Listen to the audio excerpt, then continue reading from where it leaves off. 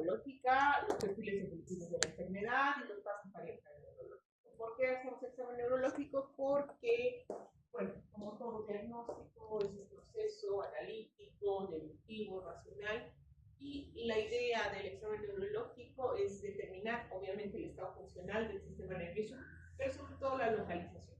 El examen responde a dónde está la lesión. El sistema nervioso es muy extenso, por lo tanto, es muy difícil saber una lesión de dónde corresponde.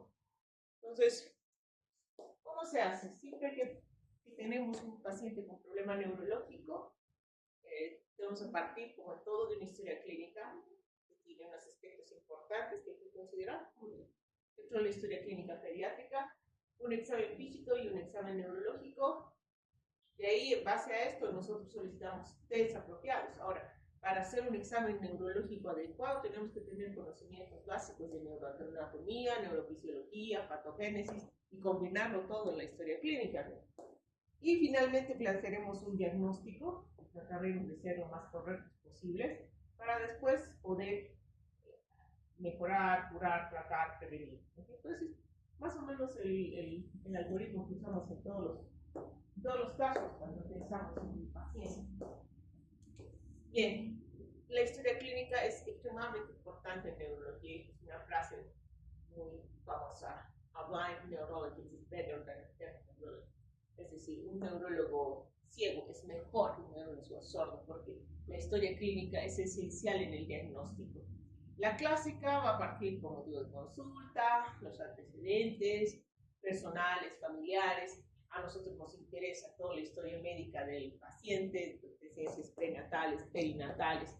Son ciertos factores de riesgo que son importantes considerar. Entonces, en la historia clínica nosotros nos referiremos a factores prenatales, perinatales, que hay algunos sí hemos nombrado, como los factores maternos relacionados a enfermedades propias de la madre, consumo de alcohol, drogas, abortos o muertes neonatales previas, que pueden ser factores de riesgo para que el niño tenga patología neurológica. Los factores perinatales relacionados con las complicaciones obstétricas, el nacimiento, la prematuridad, principalmente un factor de riesgo importante de morbilidad neurológica, embarazos múltiples, otras complicaciones perinatales como sepsis, meningitis, hemorragias, convulsiones, encefalopatía isquémica, que son causas también de compromiso. Factores postnatales ya después del nacimiento, esto puede ser cualquier situación que haya afectado, como exposición a tóxicos, sepsis, las otitis medias recurrentes también como causa de disfunción en el lenguaje.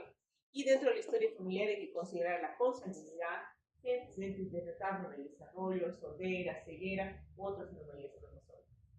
Dentro de los factores de la historia social, ahora sobre todo se ha visto que en la presencia de abuso, de vejez, incluso del embarazo, son situaciones de estrés que la madre vive y que pueden influenciar al desarrollo del niño. Los entornos de escasez de recursos, de bajo nivel socioeconómico, de familias con conflictos, también han sido factores acumulativos para que los niños puedan tener un desfase en su desarrollo o alteraciones neurológicas, no déficits motores como tal, pero sí pueden estar asociados a problemas cognitivos, de conducta, ya de la conducta.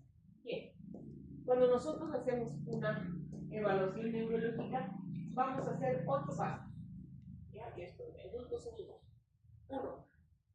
Lo primero que voy a determinar es que si la condición del paciente es realmente un compromiso en el sistema nervioso. Porque, no, todo es neurológico cuando no se entiende qué es, y en realidad no todo es neurológico. Entonces, primero, determinar si la condición compromete el sistema nervioso.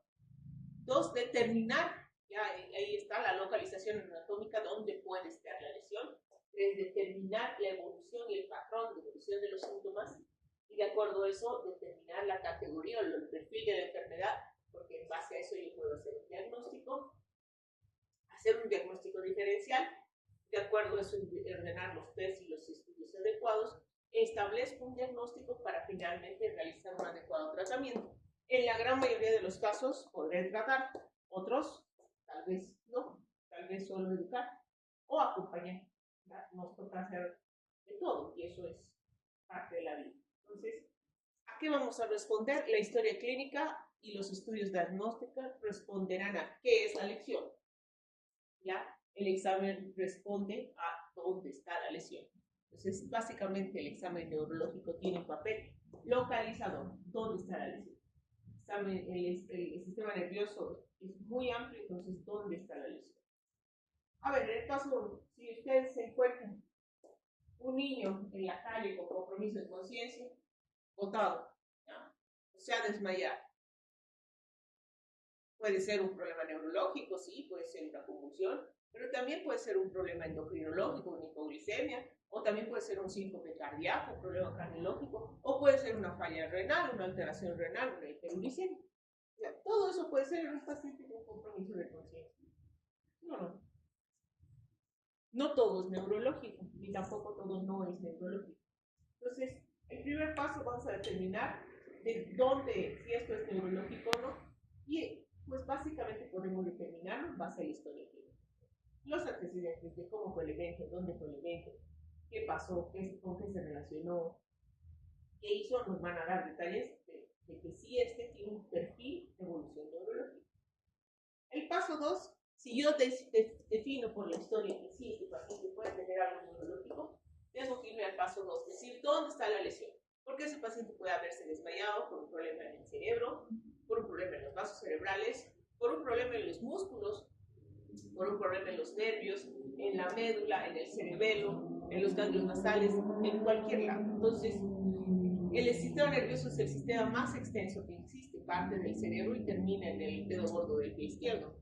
Entonces, en todo eso puede ser un sistema nervioso. Y, por ejemplo, un paciente puede comprometer la conciencia si tiene un accidente vascular cerebral, pero también si tiene una alteración en la médula, no puede moverse, un síndrome de Guillain-Barré, alteración en los nervios. Entonces, la clave es siempre primero encontrar el primer síntoma. ¿Ya? ¿Cuál ha sido el síntoma inicial de estas que ha tenido el paciente? Y de acuerdo a eso, después se va viendo cómo va evolucionando y qué síntomas aparecen. No, lo primero ha sido que le ha tenido debilidad en las piernas. Entonces, obviamente, eso es muy poco probable que sea un accidente vascular en ambas piernas. ¿Ya? Entonces, y después al examen vamos a poder localizar mejor dónde está la lesión. El paso 3 es determinar la evolución de los síntomas. Aquí ya empezamos a hacer dentro de la historia qué camino, qué rumbo ha seguido la enfermedad. ¿Ya? Desde en base al tiempo, cuánto ha pasado, ha consultado, pero hace 6 meses estuvo, tienes que remontarte al inicio de los síntomas, al primer síntoma que tiene. ¿Cuándo ha sido la primera vez que le ha pasado esto? Y las evoluciones pueden ser en neurología agudas, subagudas, crónicas o paroxísticas, ¿ya? Y tener incluso periodos de ventana en los que el paciente puede estar asintomático, ¿ya? Y de ahí a manifestar la enfermedad. El paso 4. En neurología hay perfiles de la enfermedad y estos perfiles nos ayudan más o menos a definir cuál puede ser la causa. Dentro de los perfiles se refiere a las evoluciones de la enfermedad, a la localización y a los síntomas clave. Entonces, por ejemplo, vamos a tener un perfil vascular, será paciente agudo, síntomas agudos de déficit motor o déficit cortical. ¿Ya? Eso es perfil vascular. Algo rápido, se ha tapado un vaso, perfil vascular. El perfil infeccioso, paciente que ha tenido fiebre. Siempre hay fiebre con alguna alteración neurológica. ¿Ya? Eso es una meningitis. Perfil de intoxicación, paciente estaba sano y de repente compromiso de conciencia sin nada que lo desencadena. O en el perfil de intoxicación también se ven algunas alteraciones metabólicas, que el tóxico se acumula por el tiempo, nace sano y a los 15 días de vida empieza a caer coma. Eso es algo tóxico que se ha ido acumulando. Perfil degenerativo neoplásico, un paciente que tiene síntomas lentamente progresivos y que van sumando como de crecimiento, ¿no es cierto? Primero tenía déficit solo de la cefalea, después de la cefalea ha empezado con dificultad visual, después ha empezado con dificultad de la marcha. Entonces tiene un perfil degenerativo, progresivo, que parece que es algo que está creciendo. perfil metabólico, y aquí no me refiero a las alteraciones metabólicas, hipoglicemias, hipornatremias, me refiero a errores innatos del metabolismo, en el cual hay una acumulación de metabolitos intermedios tóxicos que van a producir síntomas asociados al acúmulo de sustancias. ¿Ya? Como por ejemplo alteraciones del metabolismo de los carbohidratos, de los lípidos. No, ya ni modo, déjalo. Porque no podemos mover tampoco. No sé lo que decía hace rato. ¿Ah, sí? ¿Puedes? Sí. No es eso.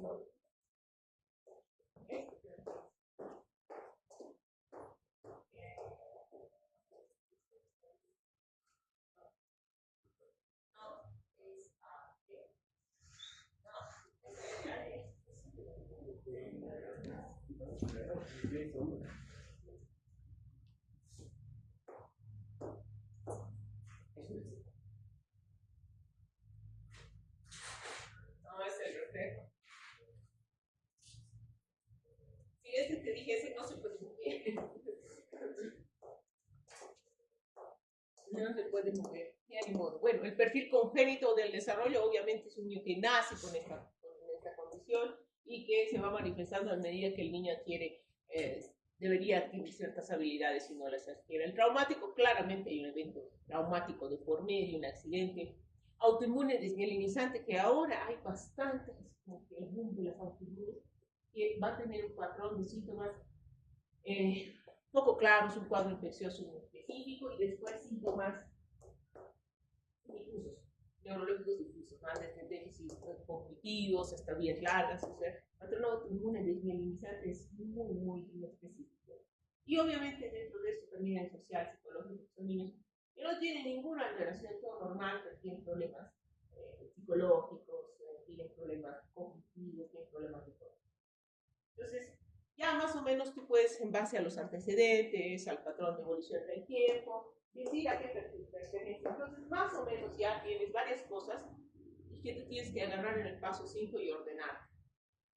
Decir, tiene un perfil de enfermedad vascular, muy probablemente cerebral, hasta podrías decir si tienes ciertos conocimientos de anatomía, neurofisiología, que esto se trata de una arteria cerebral media, un infarto, o podrías decir, no, tiene un déficit motor, en realidad me impresiona que puede ser motoneurona inferior, y puede ser reflexo, etc.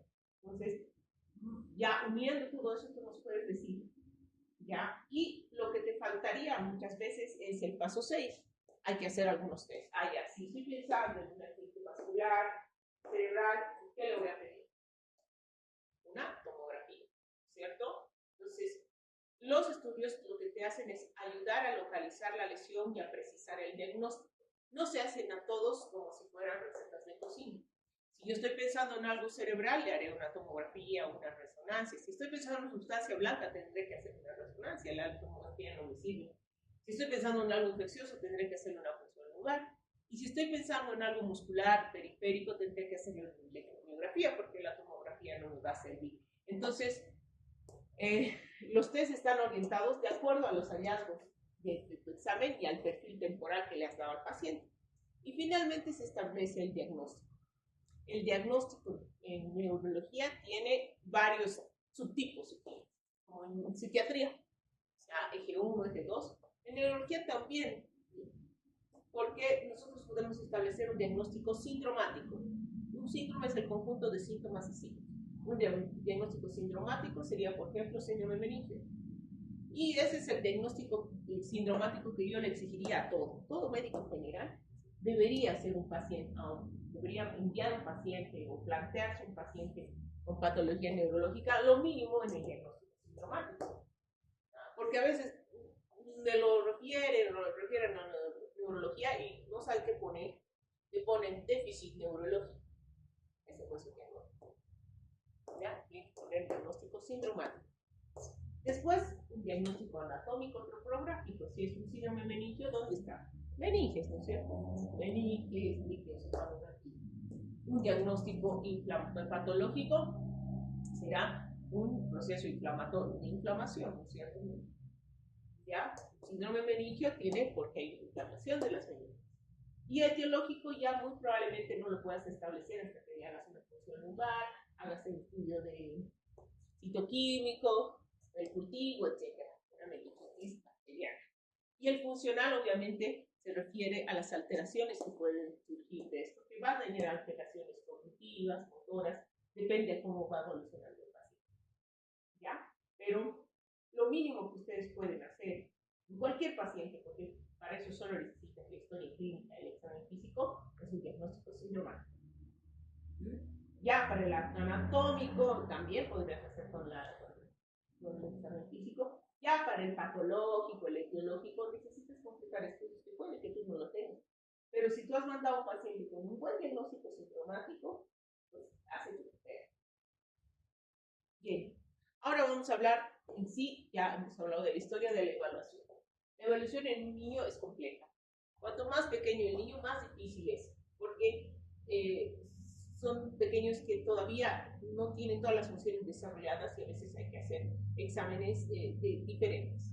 ¿Ya? En un neonato, el niño adquiere funciones nuevas y las va perdiendo, y es parte del desarrollo psicomotor. Entonces, tenemos que basarnos en el desarrollo psicomotor.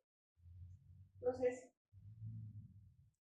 una de las cosas que es importante en el examen neurológico es mantener la sistematización y la esquematización, ¿ya? Porque si no te pierdes y te olvidas de cosas. En niños a veces eso es difícil, pero por lo menos tienes que tener el esquema mental en tu mente, que es lo que incluye en el examen neurológico. Y vamos a tener, primero incluye la observación, ¿ya? Observar al niño, es la clave, mirar. Segundo, evaluaremos el estado mental. Eso lo hacemos igual en adultos, ¿ya? Tercero, aquí se pone un ítem de niños que es diferente, que es la cabeza. Cuarto, veremos los pares craneales, eso es igual en adultos. Quinto, la evaluación motora o motricidad. Y cuarto, la evaluación sensitiva, ¿ya? Sexto, podemos poner, eso no siempre se hace en niños, la evaluación cerebelosa, ¿ya? Del sistema cerebeloso. Y séptimo, la mano. Entonces, es fundamental que este esquema esté adaptado a la edad del niño. No es lo mismo un lactante, que vas a tener que adaptarte, modificar, porque llora, porque no colabora, a un niño más grandecito que ya colabora y que puede ser evaluado con la sistematización necesaria. Entonces, dentro de la observación, ¿qué vamos a ver? Primero vas a ver desde que el niño entra al consultorio, cómo camina, si viene caminando, cómo están generalmente, si es lactante lo trae cargado, y eso no lo ves. Entonces hay que echarlo en la camilla y desvestirlo. Sáquele toda la ropa y hay que verlo, ¿ya? Lo que vamos a ver ahí es el nivel de alerta. Cuán alerta está, cuán reactivo está a lo que lo tocan, a la postura, cómo se mueve. El tono y la postura, ¿ya? Generalmente, en los lactantes, el tono es del sol.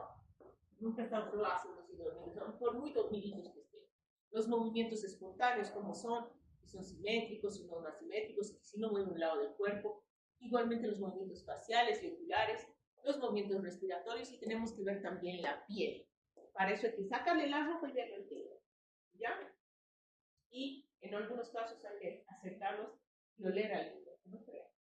Hay niños lactantes que pueden eliminar un metabolito tóxico como la fenilalanina, y lo eliminan por sudor y por la orina, y la orina huele como a pis de ratón, como a humedad.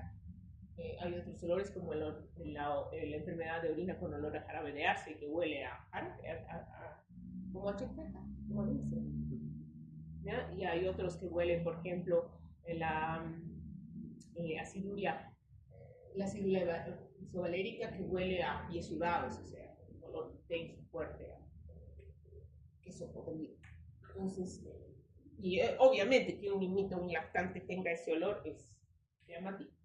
La segunda parte es el examen mental, y aquí ya se complica mucho porque el examen mental básicamente se evalúa las funciones de la corteza cerebral, y en el lactante menor, usualmente las funciones de la corteza cerebral todavía no están bien desarrolladas, por lo tanto no siempre las podemos evaluar. Por lo tanto, la evaluación de la función cortical, esa dependiente, está de acuerdo al desarrollo psicomotor, y en muchos niños básicamente el desarrollo psicomotor traduce la manifestación de la corteza. ¿Ya? Lo que sí siempre hay que ver es el nivel de alerta. Esa es la clave, que tiene 3 asteriscos, porque el nivel de alerta del niño es como un indicador del estado neurológico. ya, sobre todo en un recién nacido. Y el nivel de conciencia en el niño más bastante mayor, ya, nivel de conciencia que se evalúa en base al Glasgow. Eso no les voy a decir. En el recién nacido, el nivel de alerta tiene 5 estadios. Y como les decía, es el más sensible de todas las funciones.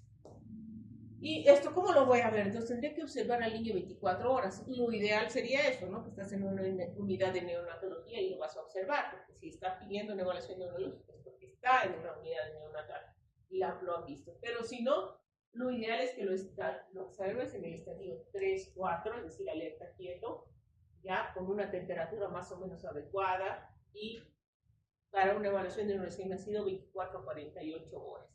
Lo ideal es que tú le preguntes a la mamá qué es lo que hace en el día, cuando choca, que está muy irritable, llora, y ella te vas a tener más o menos un cálculo de cuánto tiempo está dormido. Usualmente, de sueño profundo, sin movimiento, sueño con movimiento, el niño debe pasar alrededor de recién nacido 18 horas. Qué lindo, ¿no? Alerta quieto, alerta con movimiento, puede pasar otras 2 horas. Y llanto como vocalización, no más de 1 hora al día. Llanto, así, irritable. Ya. Si el niño llora más de eso, no tiene un buen nivel de conciencia. ¿Ya? Y su nivel de alerta está alterado. Y hay niños mayores, hay que ver la apariencia, cómo se comporta, cómo se relaciona con el examinador, los afectos, es decir, si es afectivo, no es afectivo, cómo reacciona al ambiente, la orientación en tiempo, persona y espacio. Le preguntas dónde estás. Un niño, un preescolar ya te puede decir dónde está, en el hospital, ¿no? La memoria de trabajo, le puedes dar dígitos o los días de la semana, lunes, martes, miércoles, jueves y viernes, dilos al revés, los días de la semana al revés, domingo, sábado, para atrás. Es que va a dar la atención, la memoria, ¿ya?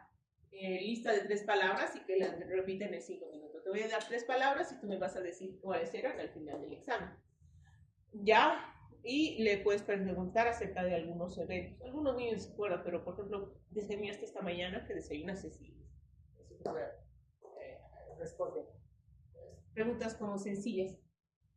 El lenguaje hay que ver si es apropiado para la edad. Y eso está de la mano del desarrollo psicomotor. No les voy a decir, se supone que ya saben. ¿Ya? Nombrar objetos, ¿qué es esto? ¿Qué se llama? ¿Qué significa? Y seguir órdenes sobre todo, ¿no? Siéntate, levántate, camina. Mostrarle una figura y preguntarle qué es. Si ya puede leer y escribir, a veces le puedes pedir que lea y escriba. Y visoespacial, puedes hacerle copiar un dibujo, ¿no? Para ver si tiene una orientación, si maneja bien el lápiz, si tiene buena gráfica. ¿Ya? En la piel, como les decía ya en la observación, le vas a quitar toda la ropa y vas a ver la piel. ¿Ya? Vas a ver la textura de la piel y vas a ver sobre todo si hay manchas, si hay estigma, si hay pechos de pelo, cosas raras. Y ahí hay que verlo de delante y detrás, de la vuelta al niño. ¿Sí? ¿Ya? Y podemos ver, por ejemplo, estos no son lunares, son como manchas, café con leche, y que la presencia más de 5 ya puede ser criterios de neurofibromatosis. O a veces pueden ser mucho más placas, como unas placas, parecen lunares gruesos, pero son unas placas descamativas, ¿ya? Y que puedan producir incluso retinitis, se llama xeroderma pigmentoso. Y que al inicio pueden ser solo las placas, como lunares, pero gruesos.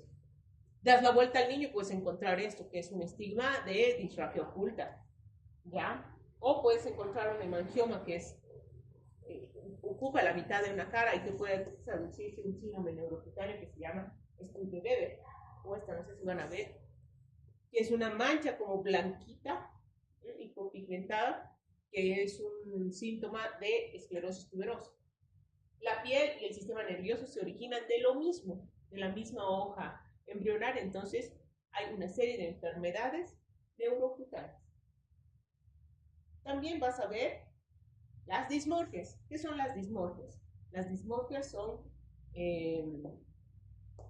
rasgos diferentes, ya que salen de la simetría normal del rostro o del cuerpo. Las dismorfias pueden verse en la cara, en las extremidades, en el cuerpo en general. Y una dismorfia, por ejemplo, es en este niño, lo que hay que saber es describirlas, porque la presencia de dismorfias pueden asociarse a alteraciones. ¿Ya? La presencia de 3 dismorfias menores, que son del rostro, de los dedos, se pueden asociar hasta un 85% a una dismorfia mayor. ¿Cuál es una dismorfia mayor? Alteraciones en órganos vitales, corazón, cerebro, riñón. Por ejemplo, este niño tiene las orejas rotadas, descendidas, el mentón pequeño, con retracción, el cuello corto, casi que tiene una jiba. Igual las orejas están mal formadas, ¿no es cierto? No tienen un hélix claro. Los ojos son como pequeños, ya como un doble pliegue, y tiene las cejas como también despobladas, la frente pequeña, ya el occipucio prominente y una alopecia lateral. Entonces, la cosa es saber describirlas. Y si bien los taloncitos tienen este talón o pie como en mecedora, y este niño con tantas dismorfias, que además tiene paladar hendido, tiene una enfermedad que se llama la trisomía 18 de Edwards. Es una cromosomopatía severa y que es incompatible con la vida. Los niños fallecen en muchos casos a los 2 años. O puede ser esta carita, que no sé si se ve bien, es una niña que tiene síndrome de Williams. Generalmente tienen estos ojitos redondeados, esta nariz ancha, los labios gruesos, los dientes con punta, y que se asocia al retraso mental. O este, que tiene craniosynostosis, o sea, un cráneo pluricéfalo con esta aplanamiento del macizo facial, nariz ancha, y que tienen sindactilia, polisindactilia, que es el síndrome de Apert. O a veces pueden ser estas. Aquí tiene varias dismorfias, ¿no es cierto? Labio fino, nariz ancha, los pliegues palpebrales pequeños, que no sabemos qué es, pero tiene dismorfias. Entonces, muchas veces se describe y después tú no eres genetista, puedes ir a buscarla y puedes marcar. Ahora hay una serie de programas que te ayudan con eso. El FindSIGRA, incluso el OMIN del INH. Tú pones las dismorfias y te puede dar los síndromes a sugerir. Ya, por ejemplo, son dismorfias, pero cuello corto, todos no sabemos qué tiene. ¿Ya? O esta que sí, todos la conocen. Es el síndrome de Down, y solo puedes diagnosticarlo viendo las dismorfias. Dices síndrome de Down, no necesitas hacer estudio genético. ¿Ya? O este que no siempre lo describimos, pero que tiene sus dismorfias y está muy bien caracterizado, que es el síndrome de alcohol fetal o fenotipo o alcohol fetal, que básicamente es el efecto del alcohol en el embarazo y hablan de cualquier cantidad. Entonces, a veces el dato prenatal no lo tenemos, pero las dismorfias sí hay que buscar. Después vemos el perímetro cefálico, para este que medir, se mide generalmente con una cinta inextendible por arriba del arco superciliar y hacia el otro lado en la prominencia occipital. Ya se saben de memoria, les deben indicar los tamaños, pero a lo mejor siempre ponerlos en tablas. Ya las tablas de niños y niñas que están desde un mes hasta los 18 años, ya en el que las cabezas, de ahí, bueno, después de los 2 años la cabeza va enlenteciendo su crecimiento. Y podemos tener alteraciones, microcefalia, ya sabes, una cabeza pequeña, ya. No todas las microcefalias vienen en el retardo mental, hay un grupo de microcefalias que se llama microcefalia vera, que son genéticas, hay microcefalia, pero no tienen retraso mental. Ahora depende también el grado de microcefalia. Cualquier microcefalia menor a -3 es desviación estándar, siempre va a tener retraso mental. O puede ser macrocefalia y que puede ser una hidrocefalia, y eso hay que buscar otros signos de hidrocefalia, porque puede ser también una macrocefalia asociada a megalencefalia, es decir, el cerebro grande. ¿Ya? Y eso es una dismorfia y hay una enfermedad asociada a eso, por ejemplo, la enfermedad de Fallot. O puede ser una asimetría en el cráneo, que es muy frecuente en el recién nacido, son los cefalomatomas y los caput sucedáneos. ¿Cuál es la diferencia? El caput sucedáneo es un edema subgalear, ¿ya? Y que en general puede atravesar las suturas, va más allá de un hueso. ¿Ya? Es edema y acúmulo de sangre en el espacio subgalear. En cambio, el cefalomatoma es una hemorragia del periósteo. Entonces no atraviesa, no pasa de un hueso, generalmente se queda en un hueso. ¿Ya? Entonces no atraviesa una sutura.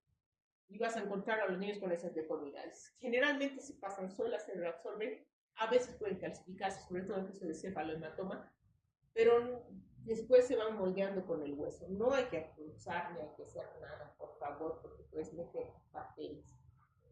¿Ya? Recuerda siempre, entonces cuando evalúes a un niño tienes que medirle la cabeza. Siempre comparar la medición de acuerdo a su peso, a su talla y su curva de crecimiento. Una sola medida no siempre funciona, hay que hacer un seguimiento. Palpar la forma de la cabeza, porque puedes encontrarte con estas asimetrías. También se recomienda auscultar la cabeza. En algunas ocasiones puedes encontrar un soplo en la cabeza y eso puede ser una malformación de vena de Gallen. Hipercutir la cabeza, sobre todo en niños que ya tienen cerradas las fontanelas, es decir, después de los 2 años, hipercutes y suena como que estuviera. Eso lo utilizan para ver los cátaros si están rajados, ¿no es cierto? Y si las suturas están cerradas, vas a tener un sonido mate. Pero si las suturas se han separado porque hay un crecimiento, por ejemplo, hidrocefalia o hay un tumor, vas a tener un sonido timpánico. Y eso es un activo positivo y es una forma muy indirecta de que puede haber hipertensión. Después vas a ver la forma del cráneo. La forma del cráneo se ha dado por el cierre de las suturas. Entonces, el cráneo crece perpendicular a la sutura que se cierra. Entonces, de acuerdo, si se cierra precozmente una sutura, nosotros llamamos cráneos sinostosis. Y por ejemplo, la escafocefalia será el cierre de la sutura sagital. La trigonocefalia será el cierre de la sutura metópica, que es un cráneo en punta. La plagiocefalia puede ser una asimetría, se cierra solo una mitad de la sutura, puede ser una anterior y una posterior. La posterior, usualmente occipital, es postural. La anterior ya puede estar asociada a un síntoma. ¿Ya? La anterior nunca es postural, ya es una craneosinostosis y esa muchas veces necesita reparación. La braquicefalia es cierre de la sutura coronal y la plagiocefalia posterior, como les decía, que puede ser más bien postural por apoyo. Y aquí se ven así, ¿no es cierto? Trigonocefalia, la braquicefalia, la escafocefalia, que es postural prematura, y la plagiocefalia postural. Hay toda una teoría de que ponerle casquitos, la verdad, eso no está comprobado que científicamente sí, ¿no? Que los hidrocefalos.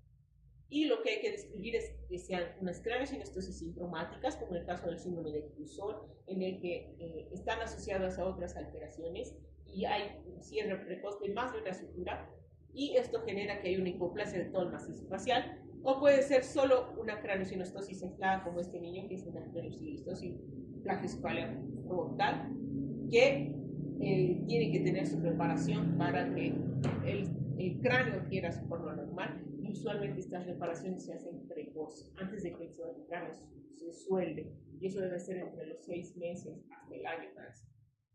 Bien, después de que hemos visto cráneo, vemos pares craneales. Son los mismos pares que tiene el adulto. No vamos a hacer el 1 porque ya sabemos.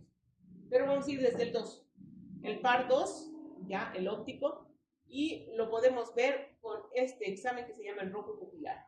Eso hay que hacer a todo niño. Ya el rojo pupilar mira la transparencia de los medios del ojo. Si ves un rojo pupilar de los 2 ojitos, perfecto. Pero si ves como el de abajo, en el que aquí tienes una opacidad y el otro brillo, ojo, ese niño puede tener una catarata congénita o un retinoblastoma, un tumor retinal que no da síntomas hasta que ya esté muy avanzado. ¿Ya? Y como el niño no te va a decir si ve o no ve, ¿no? Hay que explorar. El fondo de ojo es el único nervio que lo podemos ver directo, entonces hay que ver el fondo de ojo. El fondo de ojo nos va a dar diagnóstico, podemos tener hemorragias retinianas, podemos tener una atrofia óptica, un edema de papila en el caso de hipertensión, o a ver estas otras cositas más raritas que se llaman las manchas rojas cerezas, que están asociadas a una enfermedad como se llama Tay-Sachs, que es una enfermedad metabólica. Después vemos en lo óptico la agudeza visual. El recién nacido a los 26 semanas, si tú le pones luz, parpadea. Ya, si no parpadea la luz es que no está viendo. Entonces ahí ya tienes un parámetro. A los 34 semanas ya sigue con la luz. Y en el recién de término ya sigue a la luz, pero necesitas acercarte porque es miope. Tiene medición 20-150 preferencia por contornos redondeados. La visión de color se desarrolla a los 2 meses recién y entre los 2 o 3 meses prefieren los rostros. No sé por qué son redondeados antes de un ojo. Ya más adelante puedes ver la agudeza visual con la cartilla de Schlemm, ¿ya? O de manera indirecta tú agarras y lo miras al niño y le haces alguna gracia, le muestras un juguete para ver si responde y si ve, ¿ya? Pero la cartilla de Schlemm que tiene este patrón de acá, donde está de las es, que tienes que entrenar al niño. ¿Hacia qué lado están las es? Hacia arriba, hacia abajo, hacia arriba, abajo. Ya, y eso puede ayudar. Después la campimetría, que se hace por confrontación, y te ayuda a ver el campo visual de manera indirecta. Campimetría solo se hace en niños de 4 más adelante, porque menores de eso no colaboran.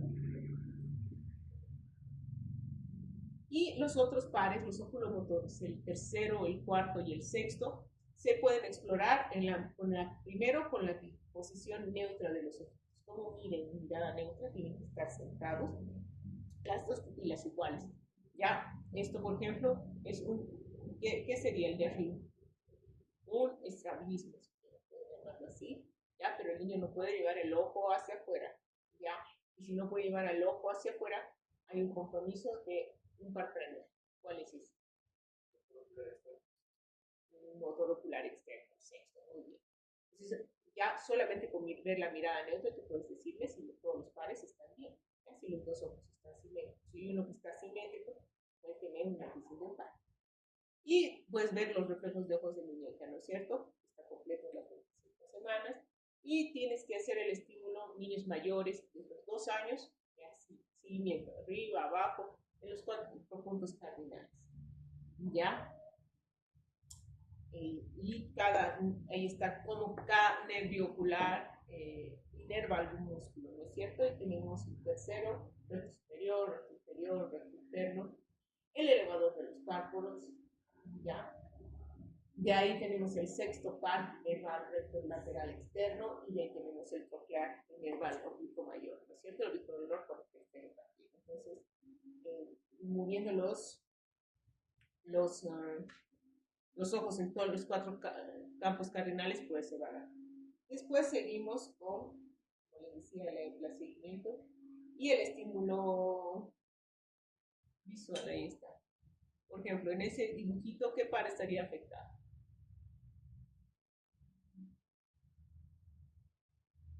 Miren, el dedito levanta el párpado, ¿no ve? Este. Tercer par del lado izquierdo, completo, porque tiene además pupila. El tercer par inerva la pupila. Eso es cuando el movimiento es así un continuo, eso es un MISPAR. Y puedes tener ahí el de abajo.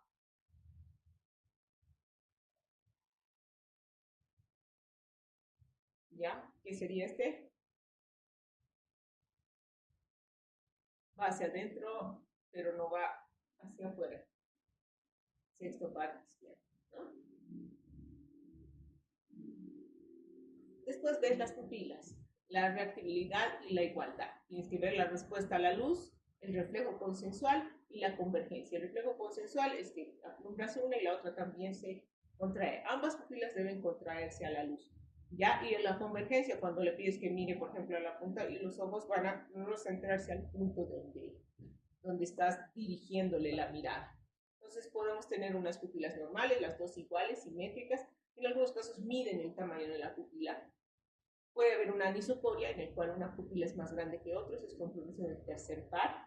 Puede haber una miosis, las dos pupilas pequeñas, eso puede ser una lesión diencefálica o puede ser un compromiso por drogas, ¿no es cierto? O una anidriasis, que también puede ser una lesión cerebral, mucho más arriba, estamos hablando de una lesión más arriba del diencéfalo, o puede ser también efecto de algún tóxico, ¿ya?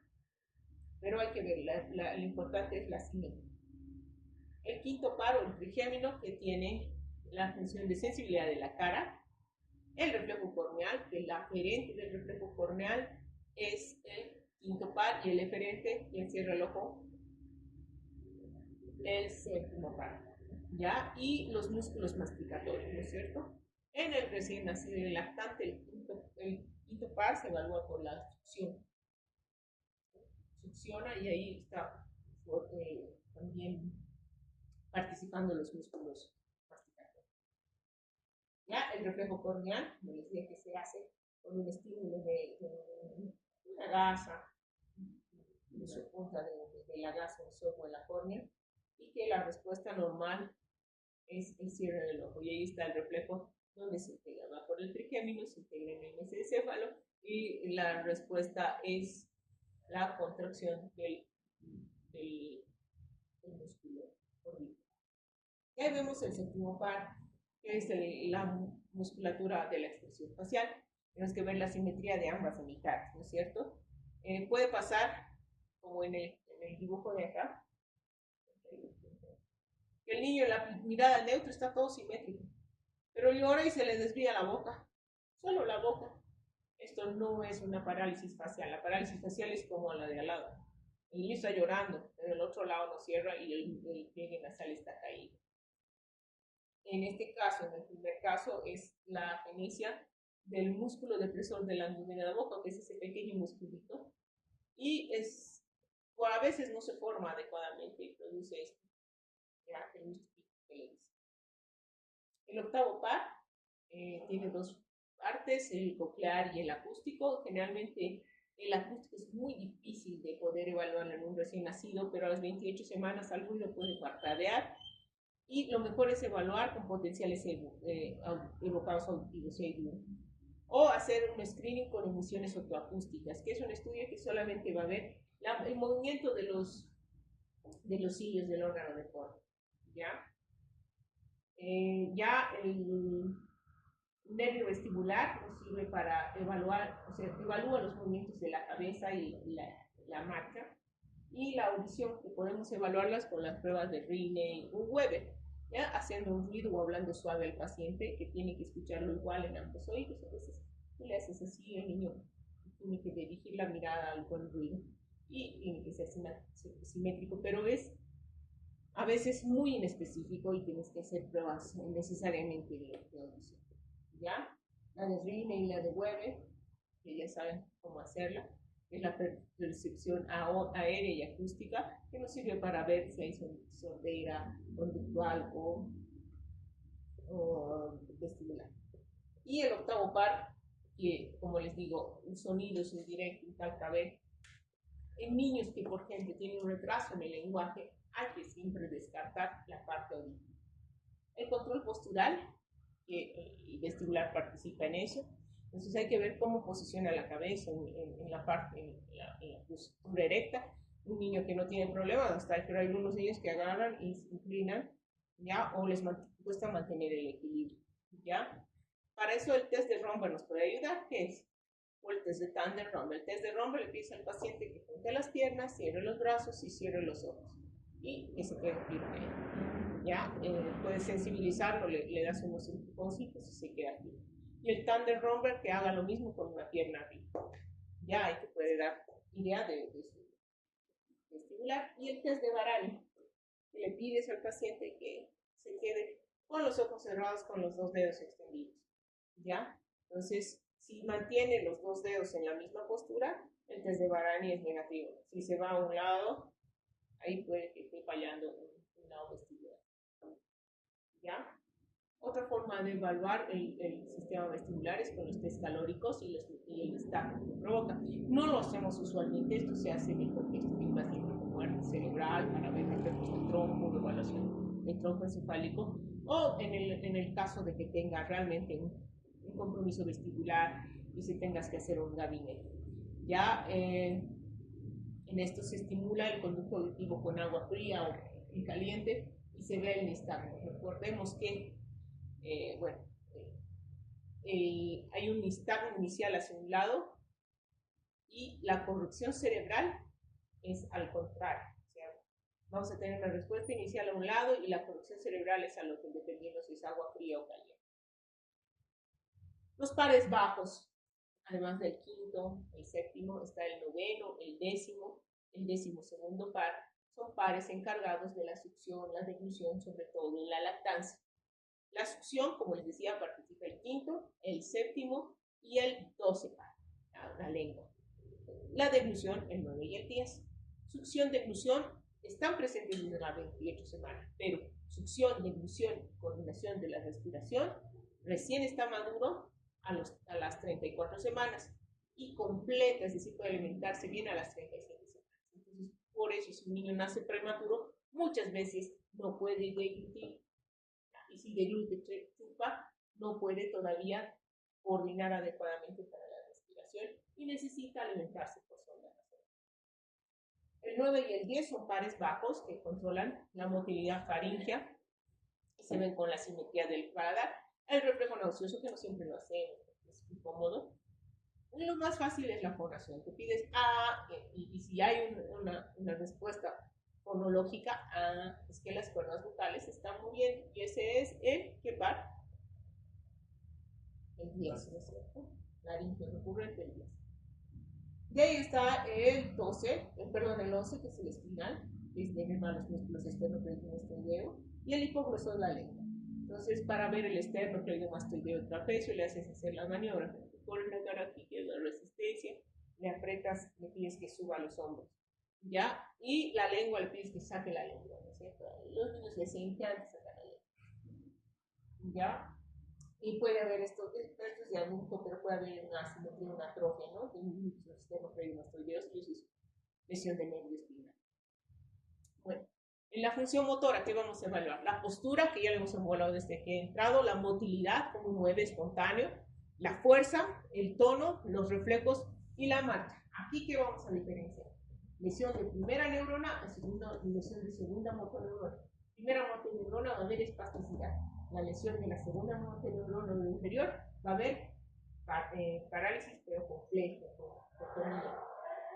Entonces, tono y la postura. Generalmente el tono es flexor aparente a partir de las 32 semanas, 36 es completo.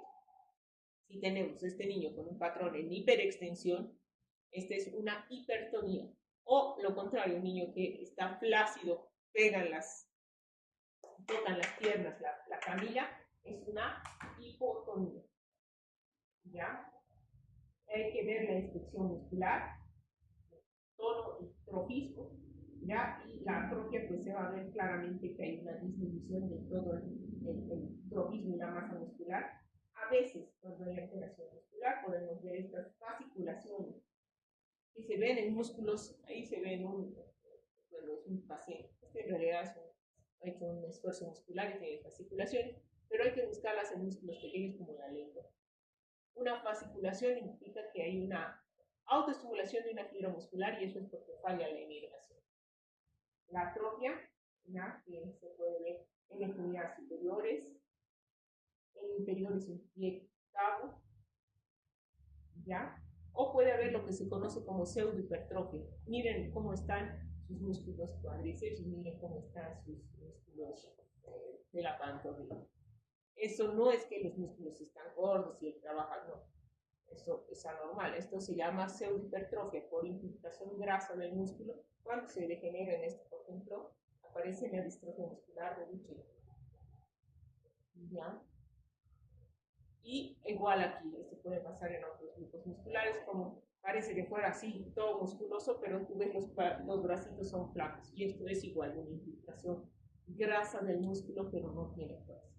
Este es el espejo. Bien, el tono muscular lo vas a ver entonces palpando. ¿Ya? Vas a palpar y se va a sentir el tono del músculo, que es diferente al tono de la grasa o al tono de la fibra. Tienes que palpar extremidades superiores, inferiores, los pectorales, los músculos de los brazos y haces una movilidad pasiva, ¿ya? En el cual mueves la pierna para ver la resistencia que se ofrece en extremidades superiores e inferiores. Igual, la mano le mueves para ver la resistencia que ofrece. Esto es un lactante o un niño mayor, y vas a ver la resistencia que te ofrece y vas a poder ver todo. ¿Ya? Lo mismo en el brazo. Bueno, ¿qué alteraciones podemos tener en el tono? Hipotonía, como les dije, que es la disminución del tono. Y hay 3 tipos de hipotonía, que puede ser por lesión muscular, lesión del sistema nervioso periférico y lesión del sistema nervioso central. El sistema nervioso central, en su forma crónica, va a generar después espasticidad. El sistema nervioso periférico, atrofia e hipotonía persistente. Y la lesión muscular con una fasciculación, fibrilación, acompañante con atrofia. ¿Ya? Un típico caso es el síndrome de Wernicke-Hoffmann, que son niños que nacen bien, ¿ya? Pero miren, esta hipotonía tan severa. El niño prácticamente no se mueve, pero los pares, la vida está conservada. Este es se llama la atrofia espinal muscular, ahora más propiamente. Son niños que es una enfermedad genética en que se empiezan a morir las motoneuronas del asta anterior, empiezan a generar y nace con hipotonía. O puede ser el trocino del Prader-Willi, en el periodo neonatal tiene una hipotonía severa, y a medida que va creciendo esto mejora, pero se acompaña de obesidad mórbida, un trastorno mental, retraso mental, una ansiedad. Y ya no vemos, no deberíamos, pero todavía se ve que puede ser confundido con una hipertonía, con una alteración, pero en este caso son contracturas musculares dolorosas. ¿Ya? Al paciente le duele, no tiene un patrón de espasticidad, no es como de hipertonía a estímulo. Está tranquilo, un ruido que se salga. Ya otras maneras para evaluar el tono y la fuerza es pidiéndole al paciente que estire las manos, cierre los ojos con la palma hacia arriba. Ya si está acostado igual con la palma hacia arriba, se llama prueba de paresia mínima. Si hay una debilidad, esta mano va a ir rotando, porque al hacer esto tienes una contracción de tus músculos extensores de los dedos. Entonces, si va rotando hay una debilidad. ¿Ya? De ahí vas a examinar los músculos proximales y distales, le pides que haga una resistencia. Tú le pones la mano, dobla. Y ahí vas a ponerle una resistencia y vas a ver su fuerza. Tanto en extremidades superiores, ahora vamos a ver las inferiores. Distal y proximal. Ya tratas de cerrar la mano, no debería poder. O que te apriete, es lo más fácil. Apriete, vas a ver si es simétrica y te aprieta. En extremidades inferiores lo mismo, le pides que mantenga las piernas arriba, ¿ya? Y le ofreces una resistencia. Dobla mientras le pones una resistencia a nivel distal, igual en el pie. Patee, pise, ¿ya? Y hay maniobras especiales como el síndrome de Bowers, que es, le pides al niño de acostado, se levanta. Normalmente un niño se levanta volando, ¿no es cierto? Y aquí miren, es una maniobra que sigue en pasos. Esto es propio de una distrofia muscular por debilidad. Entonces ahí está, miren, hace toda una serie de movimientos. Generalmente son niños sanos, a partir de los 3-4 años son varones, es ligada al X. Empiezan con debilidad y empiezan a tener esta hiperlordosis y esta debilidad progresiva. Otro es la miotonía, que está asociada a la distrofia miotónica de Steiner, que es un amplio rango de síntomas, van desde neonatal, que es una hipotonía severa, que no se muere, hasta retraso mental o miotonía. La miotonía es la incapacidad que tiene el músculo de relajarse. A ver si se ve.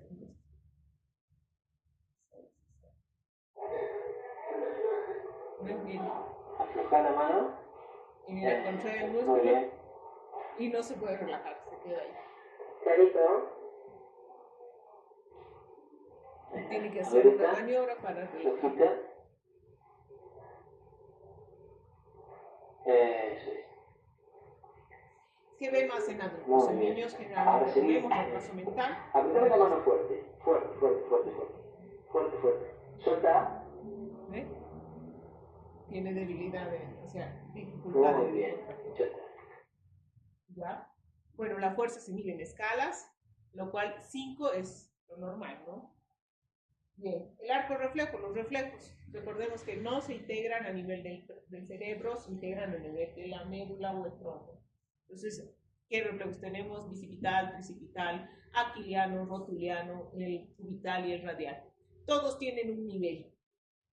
Y eso lo pueden buscar en cualquier libro. Tienen que saber los niveles sensitivos. Y los niveles de los reflejos osteotuminosos son medulares.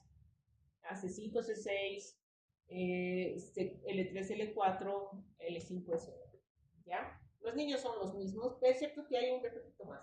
Es el que en recién nacido tenemos el pectoral, ¿ya? Que hace como abrazo, y puede ser el aductor cruzado. Tú estimulas a un lado y al otro lado responde, contrae la pierna. Y eso es porque todavía están muy difusos y se pueden hacer lateral. Un reflejo que se puede elucidar es el clonus. Es una flexión brusca del pie sobre la pierna y normalmente no pasará nada. O si pasa son 3 batidas y listo. Pero si es un clonus, es una mioclonia persistente, una clonía persistente, eso es anormal y el síndrome es señal de síndrome piramidal.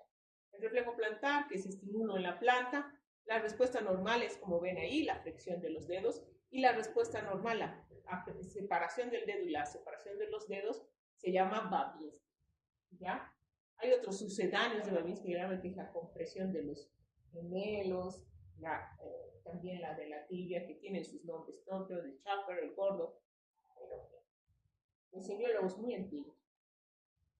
El cremasteriano, que es estimular la cara interna del músculo y lo deslizas hacia arriba, la respuesta normal es la contracción del cremaster, entonces sube el testículo, no se hace más que una capilla. Y los reflejos primitivos, que ya los hemos visto, ¿no es cierto?, en el desarrollo psicomotor, que es importante también buscarlos en el recién nacido. Tiene una edad de aparición y una edad de desaparición, plantar, palmar, tónico local. No vamos a hacerlos ahora, tenemos tiempo. Cerebelo, vamos a examinar arriba de los 4 o 5 años y para eso tenemos las pruebas. Pruebas dedo-nariz, ya, talón-rodilla. Puedes hacerle también que haga esta posición, estás viendo también lo mismo, mimimetría y coordinación, ya, y haces guiado por sinesio, que es la capacidad que tenemos de hacer 2 movimientos contrarios al mismo tiempo. Esta, ya, tiene que ser simétrico y en ambas manos, ya, ahí. También ven aquí. El cerebelo también nos sirve con la marcha. Y la marcha hay que evaluarlo. Dicen que si no tienes tiempo para hacer un examen neurológico, basta que le hagas caminar. Si el paciente camina, está todo perfecto. Por lo menos no va a caminar bien. ¿Ya? Una forma de evaluar cerebelo es la marcha en tándem, que es esto, un piecito delante del otro. Un pie delante del otro. Y podemos tener marcas ya alteradas. Como de la entrada al consultorio te puedes dar cuenta. Como por ejemplo esta, que es una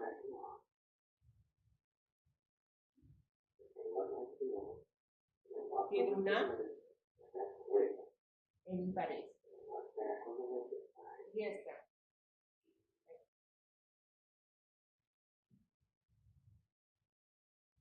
Miren ese pie, ¿cómo lo levanta? Se llama pie, parece que tuviera un piecito con la ninja, lo arrastra. Esa es una monoparesia, es debilidad. A diferencia del otro que estaba espástico. ¿Nota? Y el señor de al lado no ha tenido un lío con el niño. So there will be a waddle as the pelvis will actually drop Es la marcha drop the other side and go back and forth. de debilidad de cinturas. Nice and perpendicular to where it should be to the leg. So again, this is what it would look like if I'm going to walk. As I take this step, pelvis will drop, I'll shift this way, and as I conclude, I'll shift this way, the pelvis will drop the opposite side. Es parecería que estuviera valorizando, es debilidad de cinturas, de ambas. Bien, evaluamos sensibilidad. ¿Qué sensibilidad? Hay básicamente tacto, dolor, ya, que son la sensibilidad que va, tacto superficial y dolor, que va por los espinotalámicos, y la sensibilidad que va por los cordones posteriores, que es pregunta discriminativo, la sensibilidad profunda, la posicional, la vibratoria y el tacto profundo, ¿ya? Y la corteza sensitiva, que ya es una elaboración cortical, eso es en corteza parietal, la grafoestesia, que tú dibujas una letra en la tu mano, en la palma, y puedes distinguir qué letra es. La esterognosia, ya que puedes distinguir tocando solamente de qué objeto se trata. Y la discriminación de dos puntos, que si te estimulan dos puntos separados, puedes discriminar dos puntos distintos. Entonces, ya la sensibilidad superficial y la termoalgésica van por los mismos cordones que se integran en la médula. Entonces, estos tienen niveles sensitivos, el tacto superficial y el termoalgésico. La posicional y vibratoria son, bueno, ya se está yendo, vámonos, ya. Eso es todo. Listo. Okay. De 5 que